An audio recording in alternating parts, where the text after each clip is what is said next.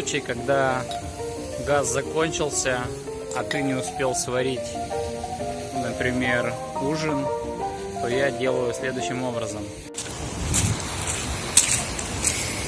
Разжигаю костер, вот, ставлю такую рогатку,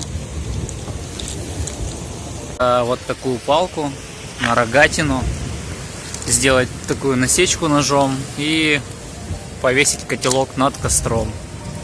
Вот.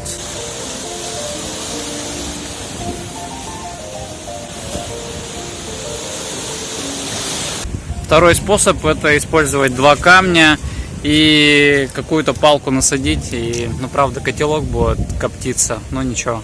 Так что какие-то вот такие способы, придумки рассказывайте вы, как в путешествиях, если у вас газ заканчивается, а кушать хочется, что вы придумываете, как вы что делаете, какую посуду используете, пишите в комментариях.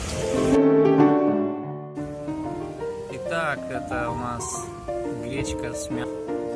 Не обязательно иметь баллон с собой. Нет, ну...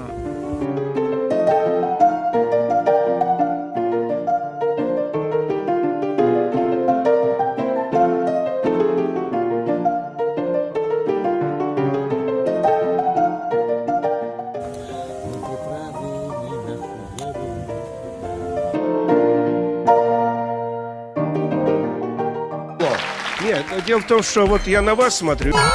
Но что нужно сделать? У вас есть ровно 5 секунд. Раз, два, три. Действительно, черт его знает, что это.